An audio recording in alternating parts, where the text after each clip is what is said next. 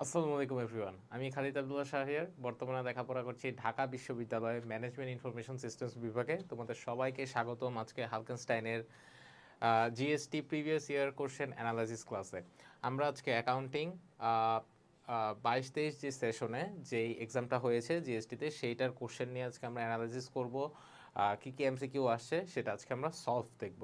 আমরা ইতিমধ্যে তোমরা জানো যে প্রিভিয়াস যে দুইটা ভিডিওতে আমরা 20-21 সেশনের আমরা অ্যানালাইসিস করেছি, সলভ করেছি, আমরা 22-23টাও করব।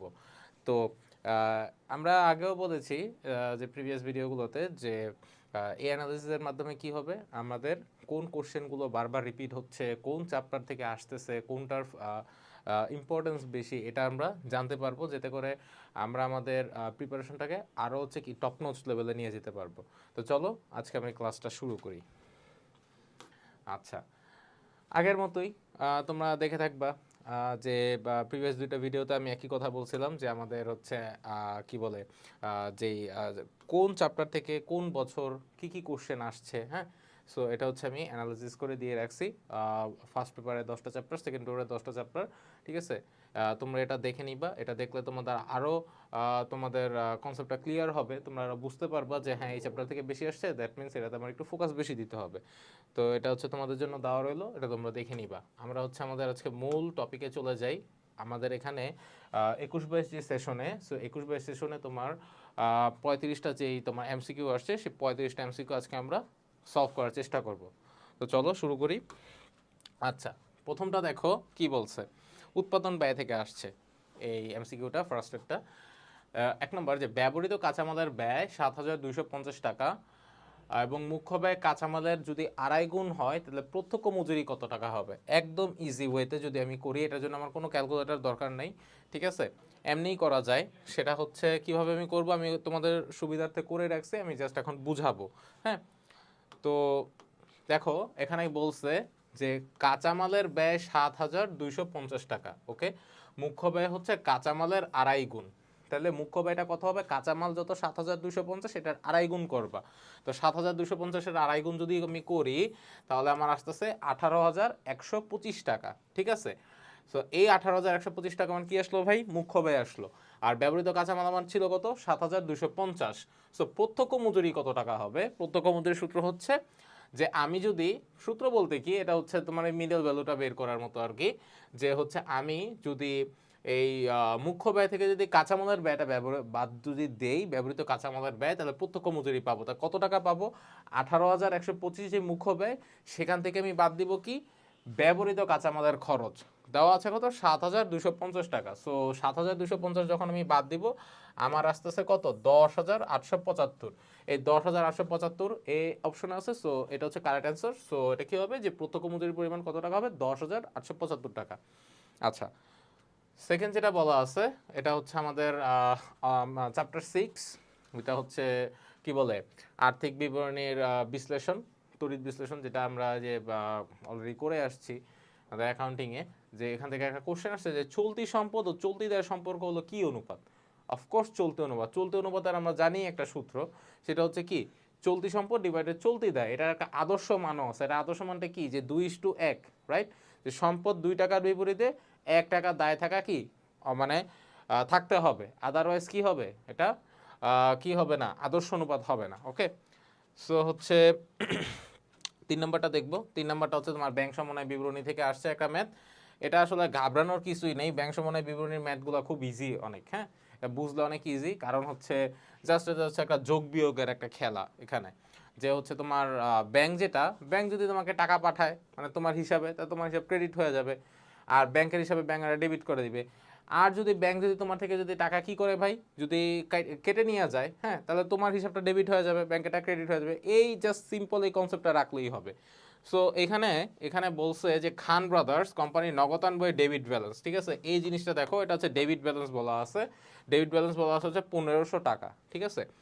100 টাকার চেক জমাকৃত কিন্তু নগদায়ন হয়নি। আচ্ছা, সে চেক জমা দিছে ব্যাংকে, কিন্তু মনে করো কোনো ভুলকুটির কারণে চেকটা জমা হয়নি, ঠিক আছে, তাহলে ক্রেডিট, এটা তো আর ডেবিট হয় নাই, ঠিক আছে, এটা কি ধরে নিব আমি, ক্রেডিট, ডেবিট তো আর হয় নাই, ওকে।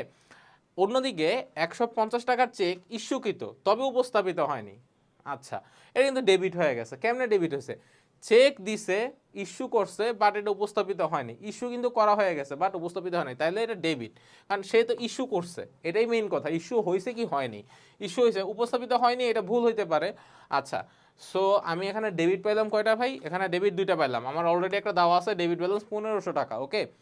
অ্যান্ড দেন 150 টাকার চেক যেহেতু ইস্যু করছে, উপস্থাপিত হয় নাই, এটাও আমার ডেবিট ব্যালেন্স। তো এই দুইটা যোগ করব, আর নগদায়ন হয়নি, তার মানে কি ডেবিট হয়নি, তার মানে ক্রেডিট হয়েছে।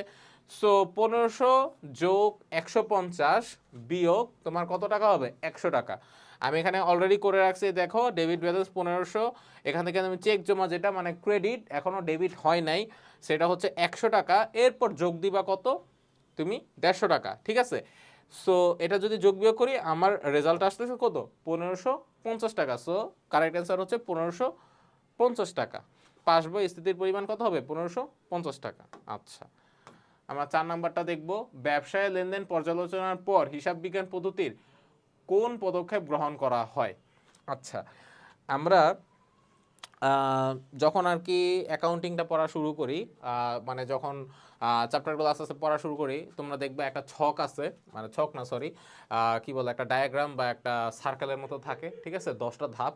যে আগে কি করি আমরা? লেনদেন শনাক্ত করি, লেনদেন চিহ্নিত করি নাকি, এগুলো করার পর তারপর জাবেদা, খতিয়ান, রেওয়া মিল, হ্যাঁ। এই যে একটা সার্কেল, এটা কিন্তু আমাদের যখন আমরা ক্লাস 9-10 অ্যাকাউন্টিং করছি, যারা আমরা বিজনেস ব্যাকগ্রাউন্ডের, হ্যাঁ, ওইটা আমরা দেখছি। অথবা যারা হচ্ছে আমরা ইয়াতে আসলাম, ইন্টারে, এইচএসসিতে আসলাম, যারা সায়েন্স থেকে কমার্স আসে, ইভেন যারা কমার্স আছে তারাও জানো যে বইতে এটা দেওয়া আছে। এটা বেসিক একটা জিনিস। সো ওইখান থেকে একটা কোশ্চেন আসছে, এটা একদম মানে সবাই জানার কথা, যে ব্যবসায়িক লেনদেন পরিচালনার পর, হ্যাঁ, তুমি একটা লেনদেন করলা, ঠিক আছে, শনাক্ত হইলো, সব হইলো, তবে তুমি কি করবা? জাবেদা। হ্যাঁ, জাবেদা হচ্ছে একটা খসড়ার মতো, এটা না করলেও চলো, বাট এটা করা ভালো। এটা কেন ভালো এটা আমরা জানি, যে এটা হচ্ছে তোমার যে খতিয়ানে যে আমরা উদ্বৃত্তটা বের করব, সেই উদ্বৃত্তটা যেন তোমার সঠিক হয়, কোনো ধরনের ভুল না থাকে, যেটা রেওয়ামিলে দিতে পারি, দেন আর্থিক বিবরণীতে দিতে পারি, কোনো ধরনের তোমার যেন কোনো সমস্যা না হয়। সেক্ষেত্রে বলা হচ্ছে যে তোমার ব্যবসায়িক লেনদেন আলোচনা বা পর্যালোচনার পর, শনাক্তর পর, সাথে সাথে আমরা কোথায় নিবন্ধন করি? আমরা জাবেদা ভুক্তি করি। হ্যাঁ, এখানে দেওয়া ছিল আর্থিক বিবরণী, রেওয়ামিল, এগুলো না, এগুলো পরের স্টেপ। আমরা করি কি? কোনটা করি? সি। উত্তর হবে কত? লেনদেন সমূহ জাবেদা ভুক্তিকরণ। আচ্ছা, 5 নম্বরে আসো, যে কার্যপত্রের কোনটি লিপিবদ্ধ হয় না? আচ্ছা, কার্যপত্রের ওয়ার্কশিটটা কি? এখানে কিন্তু কয়েকটা ঘর থাকে, রাইট? 8 ঘর, 10 ঘর, 12 ঘর, রাইট? সো এই যে ঘরগুলা থাকে, এখানে রেওয়া মিল থাকে, সমন্বয় জাবেদা, আর্থিক বিবরণী, এরকম কিন্তু ঘরগুলা থাকে, হ্যাঁ। তো এখানে কিন্তু আমরা জানি উত্তোলন, সমন্বয় দাখিল, এগুলো সব আসে, লাভ ক্ষতির সময়কালও এগুলোও থাকে কার্যপত্রে, কিন্তু কোন জিনিসটা থাকে না? সমাপনী দাখিলা থাকে না। সমাপনী দাখিলা মানে কি? তোমার সমস্ত বছরের জন্য, হ্যাঁ, মানে যেই ইয়াটা তোমার আয় ব্যয় হিসাব উত্তোলন অনুযায়ী যেভাবে বন্ধ করা হয়, ঠিক আছে, ওটা সমাপনী দাখিলা। সো কার্যপত্রে তোমার সমাপনী দাখিলা যেটা, সেটা কি তোমার অন্তর্ভুক্ত হবে না, ওকে। এটা এটা এটা এটা সবাই জানে। এটা বলি যে এটা কি বলা আছে, যে দুতরফা দাখিলার পদ্ধতির জনককে, এটা সবাই জানে, লুকাদি প্যাসিওদি, ঠিক আছে। আচ্ছা, এটা দেখো, এটা একটা লিফো ফিফোর অঙ্ক, এটা হচ্ছে তোমাদের অধ্যায় 8, যেটা এটা হচ্ছে মজুদ পণ্য হিসাব রক্ষণ পদ্ধতি, রাইট? ওইখানে LIFO FIFO weighted average method, এই ম্যাথগুলো আমরা করে আসছি, বাট বিগত যেই আমরা কোশ্চেনগুলো অ্যানালাইসিস করছি, আমরাও সব দেখছি, তোমরাও দেখছো, ইভেন তোমরা দেখবা যে গত যে কোশ্চেনগুলো 2 বছরের জিএসটি, ইভেন ইনক্লুডিং এটা সহ, কি আসছে? লিফো ফিফো থেকেই বেশি আসছে। সো বুঝতেই পারতেছে এটা তোমার ইম্পর্টেন্সটা কত। তো এটা কি বলছে একটু পড়ি, হ্যাঁ। বলছে 7 নম্বরে, যে বছর শেষে দেশ কর্পোরেশনের লিফো মজুদ হিসাব তোমার কত? 25,000 টাকা। প্রারম্ভিক লিফো মজুদ ছিল তোমার 20,000 টাকা। লিফো পদ্ধতিতে তোমার 1,97,000 টাকা তোমাদের বিক্রিত পণ্যের মূল্য হয়, ফিফো পদ্ধতিতে বিক্রয় মূল্য কত হবে? আচ্ছা, লিফো ফিফোর একটা সংমিশ্রণ এখানে দিয়ে দিছে, হ্যাঁ, last in first out, first in first out, কিন্তু কথা হচ্ছে কিন্তু একই নিয়ম, হ্যাঁ, খালি আগে পরের বিষয়টা এখানে আগে পরের বিষয় হয়েছে। এখানে কিভাবে করলাম আমি তোমাদের জন্য এখানে করে রাখছি অলরেডি। সেটা হচ্ছে যে লিফো মজুদ ছিল কত টাকা ভাই? 25,000 টাকা, ঠিক আছে। আচ্ছা, আর এখানে বলছে যে, আচ্ছা, লিফো মজুদ ছিল 25,000 টাকা, আর প্রারম্ভিক লিফো মজুদ ছিল কত ভাই? 20,000 টাকা। ওকে, লিফো পদ্ধতিতে বিক্রিত পণ্যের ব্যয় যদি এত হয়, ফিফোতে কত হবে বিক্রয় মূল্য? তো চুপচাপ আমরা এখানে কি করবো? আমাদের বিক্রিত পণ্যের মূল্যটা দেওয়া আছে, এটা আগে লিখবো। বিক্রিত পণ্যের মূল্য কত দেওয়া আছে? 1,97,500। ঠিক আছে।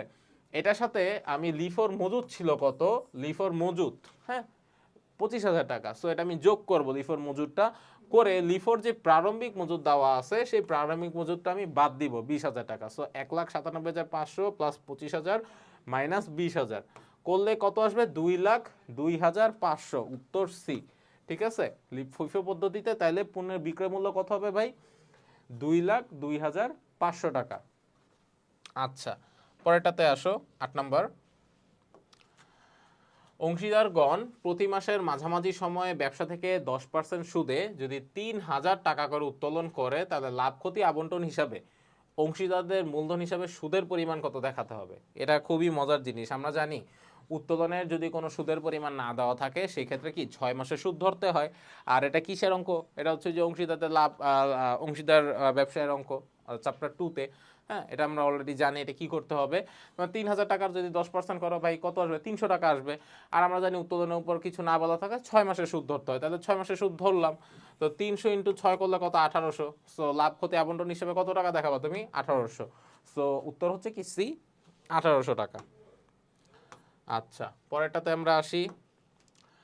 আচ্ছা এখানে বলছে যে কোন সম্পদের তারল্য সবচেয়ে বেশি। আচ্ছা আগে আমরা এই অপশন ছাড়া একটু বলি যে তারল্য জিনিসটা কি, যেটা তোমার পকেটে যে নগদ টাকা, যেটা মানে যে সম্পদটা তোমার সাথে তুমি বহন করতে পারবে এবং ইজিলি তুমি কি এটা অ্যাক্সেস করতে পারবে, যে কোনো কিছু কিনতে পারবা বা কিছুতে বিনিয়োগ করতে পারবে ইজিলি। হ্যাঁ দালান কোঠা কিন্তু তুমি সাথে সাথে কি বলে কোনো কিছুর বিনিময়ে কিন্তু নিতে পারো না, এটা কিন্তু প্রসেস আছে। হ্যাঁ কিন্তু তোমার পকেটে যদি নগদ টাকা থাকে তুমি কিন্তু সাথে সাথে কিছু কিনতে পারতেছো।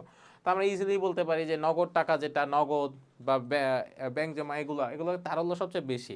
যেহেতু নগদ এটা নাই, তো এখানে অন্যগুলো দেখো, এখানে কি আছে, শেয়ার আছে, দালান কোঠা আছে, ঋণপত্র, এগুলোও তোমার টাকার ভ্যালু আছে, বাট এগুলো তো তোমার তারল্য না। তারল্য এগুলো খুব দেরিতে হয়।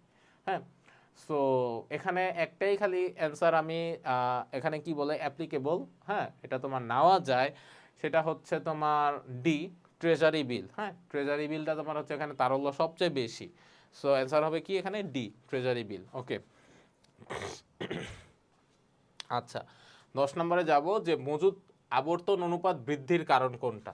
আচ্ছা মজুদ আবর্তন, মজুদ আবর্তনের সূত্রটা কি, যে বিক্রিত পণ্যের ব্যয়কে যখন গড় মজুদ দিয়ে ভাগ করে তখন আমরা বুঝতে পারি যে একটা প্রতিষ্ঠানে, হ্যাঁ যে তোমার কয়বার মজুদ পণ্য লাগে বছরে, মানে মজুদটা তোমার যদি স্টক করা থাকে, মানে তুমি যদি এটা রেখে দাও তাহলে তুমি বুঝতে পারবে যে কয়বার তুমি আনা লাগতেছে, এবং এই যে মজুদটা থাকতেছে এটা দিয়ে তুমি কয়বার কি তুমি কারখানায় পণ্য উৎপাদন করতে পারবা।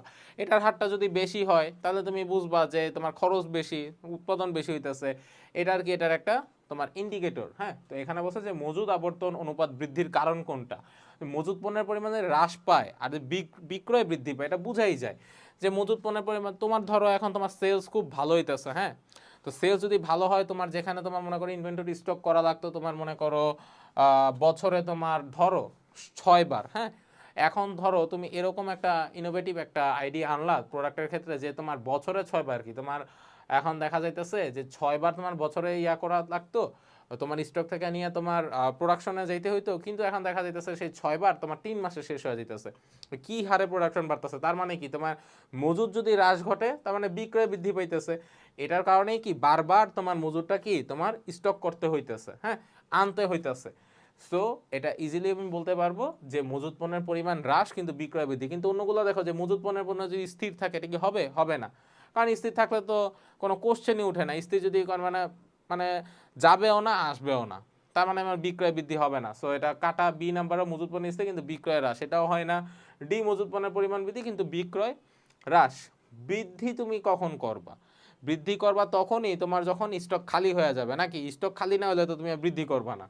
সো এটাও ভুল। সো সি নাম্বারটা কি হবে, যে এটাই সঠিক, যে মজুদ পণ্যের পরিমাণ হ্রাস কিন্তু বিক্রয় বৃদ্ধি। ওকে 11 নাম্বারটা দেখো, যে সমচ্ছেদ বিন্দু থেকে প্রকৃত বিক্রয়ের দূরত্বকে কি বলে, এটা অধ্যায় 10-এর তোমার সেকেন্ড পেপারের। আমরা এটা জানি যে এটা কি হবে, নিরাপত্তা প্রান্ত। আচ্ছা নিরাপত্তা প্রান্ত জিনিসটা কি এটা আমরা একটু বলি এখানে। হ্যাঁ ধরো তুমি ফিক্স করলা যে তুমি ধরো তুমি সাবান কিছু একটা বিক্রি করবা, ধরো হ্যাঁ তুমি করলা যে আমি 500 একক আমি সেল করব, ঠিক আছে 500 একক আমি সেল করব, ঠিক আছে। এখন কথা হচ্ছে 500 একক সেলের জায়গায় তুমি ধরো করলা তুমি 700 একক, কত একক ভাই বেশি করলা তুমি?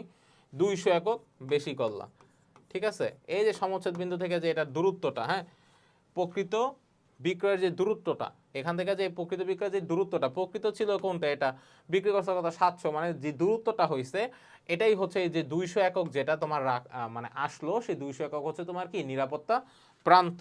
ওকে, নেক্সট স্লাইডে যাব। আচ্ছা, এখানে একটা ম্যাথ আছে, একদম ইজি একটা ম্যাথ। সেটা হচ্ছে কি বলছে যে যদি উৎপাদন খরচের চেয়ে 25% বেশি বিক্রয় মূল্য নির্ধারণ করা হয় তাহলে মোট লাভের অনুপাত কত হবে? ঠিক আছে, মোট লাভের অনুপাত কত হবে? আচ্ছা, এই ম্যাথগুলো, হ্যাঁ, এটা পড়ার থেকে সবচেয়ে বেশি কথা মনে রাখা একটা জিনিস, একটা শর্ট একটা টেকনিক বলে। এখানে কি বলছে? বিক্রয় মূল্য বলছে না? বিক্রয় মূল্য তো বলছে নাকি? বিক্রয় মূল্য বলছে। বিক্রয় মানে বি মানে কি? বিয়োগ।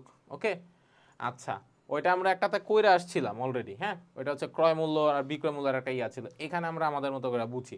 এখন বলছে যে তোমার মোট লাভের অনুপাত, যদি উৎপাদন খরচে যে 25% বেশি বিক্রয় মূল্য নির্ধারণ করা হয় তাহলে মোট লাভের অনুপাত কত হবে? আচ্ছা, এটা হচ্ছে ডি কত? 20%। কিন্তু কিভাবে 20% হলো? দেখো, যেহেতু তোমাকে উৎপাদন খরচ বলছে, ক্রয়ের কথা আছে, সেহেতু আমার এটা যোগ হবে। বিক্রয় বললে এটা কি হইতো? বিয়োগ করতাম। আচ্ছা, এখানে কি হবে তাহলে? 25। ওকে, 25 দিব উপরে, 25 ডিভাইডেড কত? 25 প্লাস 100 ইন্টু 100। ওকে, সো 25 আর 125 কত? এটা তুমি কাটাকাটি করো, 25 কত হবে? 20% হবে। এই 20% হচ্ছে তোমার কি মোট লাভের অনুপাত। এগুলো একটা তোমার স্ট্রাকচার, একটা ফর্মেট দেওয়াই আছে তোমাদের টেক্সট বইতে, হ্যাঁ, ওইখানে তোমার বলা আছে যে ক্রয় মূল্যের উপর 20% হলে মোট লাভ কত, বিক্রয় মূল্য কত, বিক্রিত পণ্যের ব্যয় কত, মানে সব কিছু এরকম দেওয়া আছে। আচ্ছা, যখন অ্যানালাইসিস করতেছিলাম তোমাদের এই যে জিএসটির কোশ্চেনগুলো তোমাদের জন্য, তখন হচ্ছে এই কন্ট্রিবিউশন মার্জিন, তারপরে যে অংশীদারিত্ব, হ্যাঁ, এই সব চ্যাপ্টার থেকে অনেক বেশি ম্যাথ আসছে। সো এগুলোকে ফোকাস দিবা, এখান থেকে সামনেও আসতে পারে। আচ্ছা, এরপরটা কি হচ্ছে দেখো, ড্যাশ হচ্ছে পরিপূরক ভুলের প্রকৃতি। পরিপূরক ভুলের প্রকৃতি কি? রেওয়া মিলের চ্যাপ্টার থেকে একটা তোমার আসছে, একটা কনসেপচুয়াল একটা কোশ্চেন আসছে। কি হয়েছে এটা? এ দিছে, এ হচ্ছে তোমার সঠিক উত্তর, নিরপেক্ষীকরণ। আচ্ছা, নিরপেক্ষীকরণ কি মানে? অডিট করা, হ্যাঁ। আমরা আগে জানি যে পরিপূরক ভুলটা কাকে বলে। আমরা 20-21 ফার্স্ট যে জিএসটি যে কোশ্চেনটা সলভ করছিলাম, সেখানে তোমার ছিল যে পরিপূরক ভুলের একটা ম্যাথই ছিল, ওইটা আমরা অলরেডি করছি, তোমরা আমার ভিডিওটা দেখে নিও। একদম ফার্স্ট যেটা ছিল, পরিপূরক ভুলটা হচ্ছে তুমি যখন একটা ভুলকে সংশোধন করতে আরেকটা নতুন ভুল করো, মানে একটা ভুলকে ঢাকার জন্য আরেকটা ভুল করে ওইটারে তুমি সংশোধন করার চেষ্টা করো, ওইটা হচ্ছে তোমার পরিপূরক ভুল। ধরো তুমি 2000 টাকা, ধরো তোমার যেখানে, আচ্ছা, ওকে, ধরো তোমার যেখানে 18,000 টাকা লেখার কথা ছিল, তুমি ওখানে লেখলা কত? 180 টাকা, হ্যাঁ, অথবা তুমি 1800 টাকা লেখলা, একটা শূন্য কম দিলা, ঠিক আছে। আর যেখানে তোমার 1800 টাকা কথার মানে লেখার কথা ছিল, ধরো রেওয়া মিলে, সেইখানে তুমি করলা কি বাবা?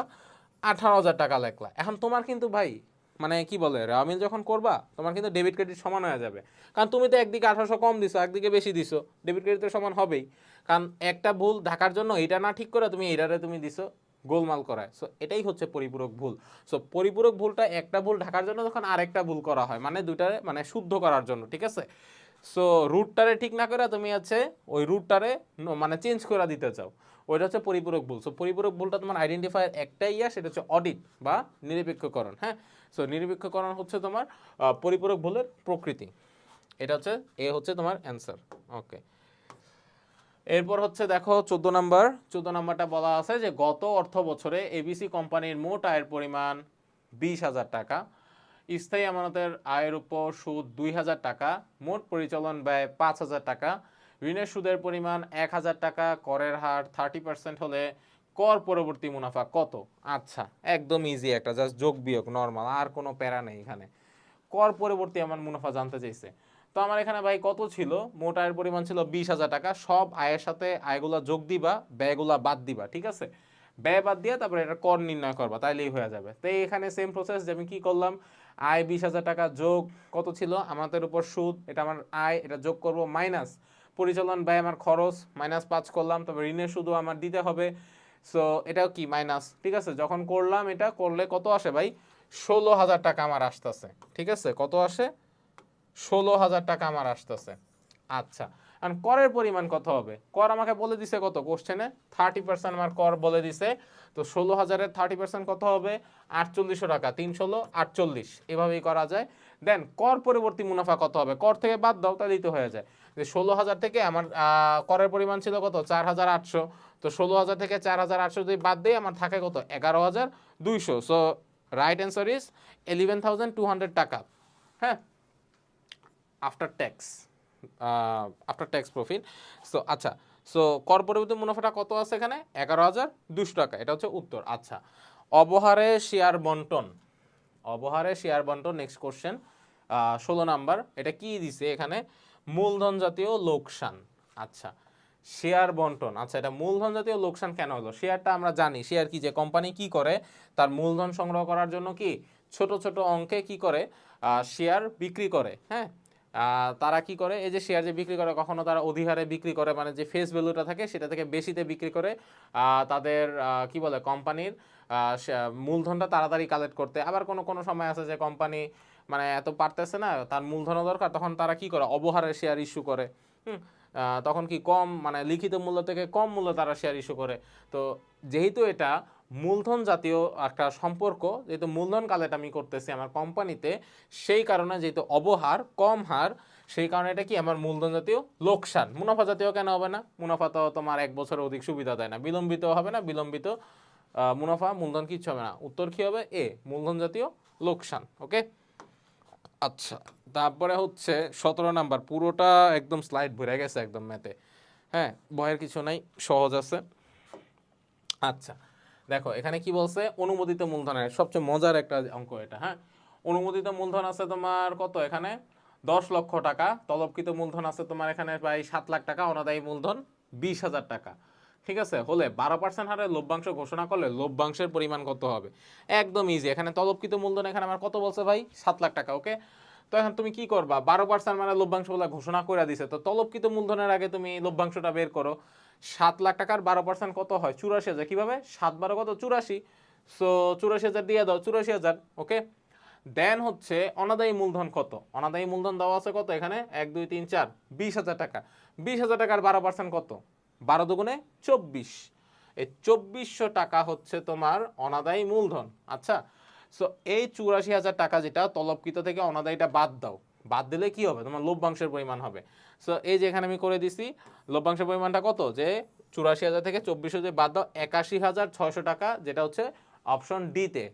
ঠিক আছে, এটা হচ্ছে রাইট অ্যান্সার। 81,600 টাকা হচ্ছে তোমার কি লভ্যাংশের পরিমাণ। ঠিক আছে, এখন আমরা যেটা দেখব সেটা হচ্ছে তোমার 18 নাম্বার। হ্যাঁ, এটা হচ্ছে তোমার মজুদ আবর্তন। ওই যে একটু আগে যেটা আমরা কনসেপচুয়াল বেস জেনে আসলাম, যে মজুদ আবর্তনের যেটা বিক্রয় বৃদ্ধি, মজুদ পণ্যরা আসলে কি হয় মজুদ আবর্তনে। হ্যাঁ, এখন এটা আমরা আরো সুন্দর করে জানবো। আচ্ছা, এটা জানার আগে আমাদের সূত্রটা বলে নেই, যেটা বলছিলাম কি মজুদ আবর্তনের সূত্রটা কি, ফর্মুলা, এটা তোমরা অলরেডি জানো। আবারও বলি, বিক্রিত পণ্যের ব্যয়কে গড় মজুদ দিয়ে ভাগ দিলেই বোঝা যায় মজুদ আবর্তনের অনুপাতটা কত। আচ্ছা, এখানে আমার অলরেডি তোমার দিয়ে দিছে তোমার যে ইয়াগুলো, মানে কি বলে ভ্যালুসগুলো আছে, যে নিট বিক্রয় কত বলা আছে এখানে 25,000 টাকা তোমার নিট বিক্রয় বলা আছে। ক্রয় মূল্যের উপর মুনাফা বলা আছে কত এখানে? 25%। ঠিক আছে, প্রারম্ভিক মজুদ 30,000, সমাপনী মজুদ 2,000 টাকা হলে মজুদ পণ্য কত? আচ্ছা, তো আমার আগে গড় মজুদ বের করতে হবে। ঠিক আছে, দুইটা পার্ট না, বিক্রিত পণ্যের ব্যয়, এটা কি গড় মজুদ। গড় মজুদের সূত্রটা কি? গড় মজুদটা আমরা জানি হচ্ছে প্রারম্ভিক মজুদ যোগ সমাপনী মজুদ। ঠিক আছে, সো 30,000 যোগ 20,000 কত টাকা? 50,000 টাকা। 50,000 টাকাকে তুমি 2 দিয়ে ভাগ দাও, কত হয় তোমার? 25,000 টাকা হয়। অলরেডি আমরা এখানে করছি 25,000 টাকা তোমার গড় মজুদ। ওকে, এখন আমি যেটা করব, মোট মুনাফা আমি বের করব। ঠিক আছে, আমার নিট বিক্রয় দেওয়া আছে আর বলছে ক্রয় মূল্যের উপর 25% মুনাফা। ক্রয় মূল্য বলছে, তাইলে যোগ হবে, আর বিক্রয় বললে কি তো বিয়োগ হইতো। এটা আমরা অলরেডি জানি, এটা শর্ট টেকনিক জানার। সো মুনাফাটা কেমনে বের করবো? বলছে 25%। সো 25 ডিভাইডেড 25 প্লাস 100, মানে 125 ইন্টু 100, এটা করলে কত? 20%। তো এখন নিট বিক্রয়ের উপর কত ধরতে বলছে? 25%, মানে ক্রয় মূল্যের উপর 25%। সো 2.5 লাখ টাকার যদি এই যে 20% যে মুনাফাটা আমি বের করছি, এটা যদি ধরো কত টাকা আসে? 50,000 টাকা আসে। ঠিক আছে, এটা হচ্ছে তোমার মুনাফা। এখন বিক্রয় থেকে তুমি যদি মুনাফা বাদ দাও, তাহলে তোমার কি বের হবে ভাই? এই যে বিক্রিত পণ্যের ব্যয়, বিক্রয় আছে কত এখানে? 2.5 লক্ষ টাকা। ঠিক আছে, এখান থেকে তুমি বাদ দাও যেটা আমি বের করলাম মুনাফা 50,000 টাকা। ঠিক আছে, 2.5 লাখ থেকে 50,000 তুমি যদি বাদ দাও কত থাকে এখানে, 20,000 টাকা থাকে। ঠিক আছে, এই 20,000 টাকা যদি থাকে বিক্রিত পণ্যের ব্যয়, জাস্ট আমরা এখন সূত্রটা জানি, বিক্রিত পণ্যের ব্যয়ের ভ্যালু পেয়ে গেছি কত টাকা, 2 লাখ টাকা। ঠিক আছে, আর হচ্ছে তোমার গড় মজুদ যেটা সেটা হচ্ছে 25,000 টাকা। যদি এটা ভাগ দিই তাহলে হচ্ছে কত, 8 বার, মানে তোমার মজুদ আবর্তন হচ্ছে বছরে 8 বার হবে। আমরা নেক্সট স্লাইডে যাব।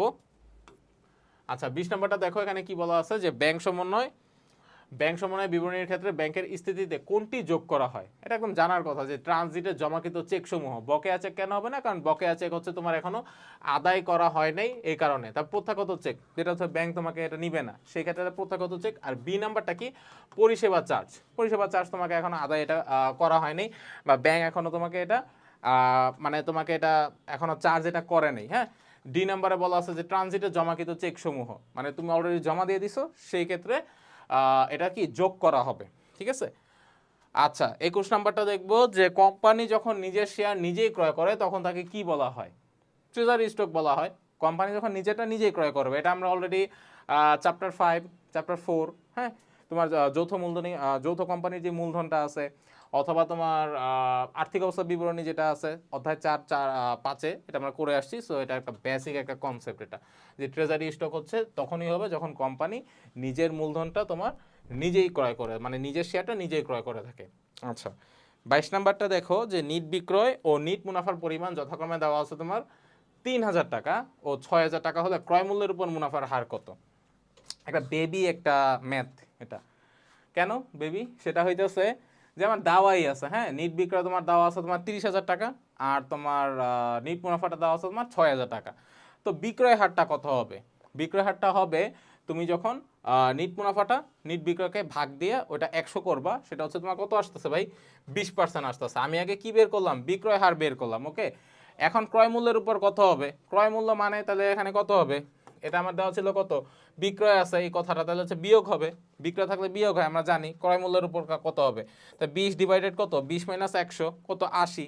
ওকে, তো 20 ডিভাইডেড 80, 4 20-এ 80, সো 4 দিয়ে 100 গুণ দাও, মানে কাটাকাটি করো, কত হয়, 25 হয়। তাহলে আমি বলতে পারি যে ক্রয় মূল্যের উপর মুনাফার হার কত হবে, 25%। সো অ্যান্সার এটা কত হবে, অ্যান্সার হবে এ, 25%। আচ্ছা আমরা যাব 23 নম্বরে।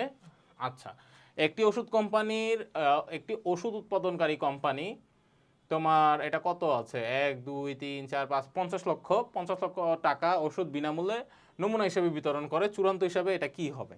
আচ্ছা এটা আমরা 21-22 যে একটা সেশন জিএসটির অ্যাডমিশন টেস্টে ওইখানে একটা আসছিল, ম্যাট টার্মে না, ওইখানে তোমার আছে যে বিনামূল্যে বিজ্ঞাপন প্রতারণা, এটা কি হবে, জাবেদাটা কি, বিজ্ঞাপন ডেবিট ক্রয় ক্রেডিট। আচ্ছা এখন এটা হচ্ছে কথা হচ্ছে যে এটা বিনামূল্যে দেওয়া মানেই কিন্তু এরকম না যে এটা হচ্ছে এমনিই দিয়ে দিল, কিন্তু এটা হিসাব রাখবে না, এটা একদম ভুল কথা, হিসাব রাখতে হবে। কিন্তু ওষুধ উৎপাদনকারী, তাহলে এখানে কি হবে, চূড়ান্ত হিসাব প্রস্তুত করার সময় আমি কোথায় দেখাবো, আমি কারবার হিসাবে দেখাবো, আর আমি কোথায় দেখাবো,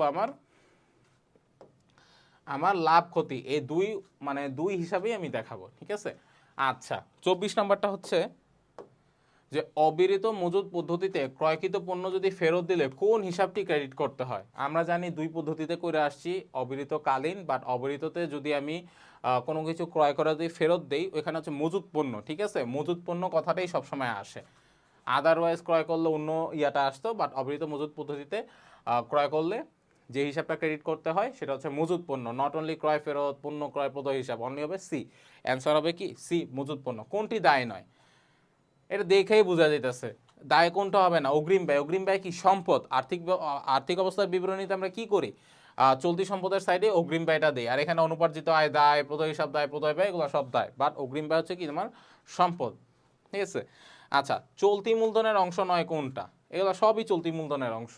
চলতি সম্পদ চলতি দায় যেটা আমরা বলি, প্রাপ্য বিল চলতি সম্পদ, স্বল্পমেয়াদী ব্যাংক লোন চলতি দায়, প্রদয় লভ্যাংশ চলতি দায়, এগুলো পরে। হ্যাঁ, বাট গ্যাস লাইনের জন্য সিকিউরিটি যে জমা সেটা হচ্ছে তোমার কি চলতি মূলধনের অংশ নয়, কারণ তুমি গ্যাস লাইন নিতেছো, সিকিউরিটিজ মানে একটা তোমার পেমেন্ট করতে হইতেছে, তুমি তো এটার একবারে করতেছো, তাই না, এটা তো তুমি আর মাসে মাসে বা 1 বছরের সুবিধার জন্য না, অনেক দিনের জন্য একটা ব্লক করে রাখতেছো অ্যাকাউন্ট, মানে টাকাটা, এই জন্যই হচ্ছে এটা কি চলতি মূলধনের অংশ না, এটা স্থায়ী মূলধনের অংশ। আচ্ছা 27 নাম্বার, এটা হচ্ছে তোমার চ্যাপ্টার 2 থেকে একটা ম্যাথ আসছে, অংশীদারি, খুব সহজ। একটি অংশীদারি ব্যবসায় এ এবং বি দুজন অংশীদারের মধ্যে 7:3 অনুপাতে তারা লাভ ক্ষতি বন্টন করে, ঠিক আছে, ভালো কথা। এখন তারা চিন্তা করলো তারা একটা নতুন অংশীদারকে নিবে, এই ব্যক্তি হচ্ছে সি, ঠিক আছে। সো হচ্ছে এ হচ্ছে 1/7 এবং বি হচ্ছে 1/3 অংশ মুনাফা ত্যাগ করে, কারে দেওয়ার জন্য? সি রে দেওয়ার জন্য। তো তাদের নতুন মুনাফার অনুপাত কত হবে? একদম ইজি ওয়েতে আমরা চিন্তা করব, এ আর বি, ঠিক আছে। এ কত পাইছে? এর আগে ভাগটা ছিল কত ভাই? 7 ছিল, ওকে। আর বি এর ভাগটা কত ছিল? 3 ছিল, এটা আপাতত রাখো। এখন তারা সি কে নিছে, তো সি কে যদি তারা নেয়, তারা কোশ্চেনে বলাই আছে, তোমরা দেখো যে এ হচ্ছে কত, তার 1 ভাগ ত্যাগ করছে, হ্যাঁ। সো আগে তার কত ছিল? তার আগে ছিল তার হচ্ছে 7 ভাগ, হ্যাঁ। তো এখান থেকে যদি সে 1 ভাগ ত্যাগ করে তাহলে কত থাকবে? 7 থেকে 1 বিয়োগ দিলে 6। বি এর ক্ষেত্রে একই, 1/3 অংশ সে মুনাফা ত্যাগ করে, তা বি এর আগে ছিল কত ভাই? 3, ওকে। তো ওইখান থেকে সে যদি 1 ত্যাগ করে তাহলে কত হবে? তার এখন আছে কত ভাগ? 2 ভাগ। তাহলে এ নতুন কত ভাগ আছে? এ নতুন আছে 6 ভাগ, বি এর নতুন আছে কত? 2 ভাগ, ওকে। আর তারা সি কে কত ভাগ দিছে? ওই যে ত্যাগ করছে সি কে, তারা কত দিল? এ দিল 1 ভাগ, বি দিল 1 ভাগ, তো এই দুইটা যোগ করলে কত? 2 ভাগ। সি এর নতুন এখন আছে কত? সি এর 2 ভাগ। তাহলে তাদের মুনাফার অনুপাতটা কত হবে? হ্যাঁ, 6:2:2, হ্যাঁ।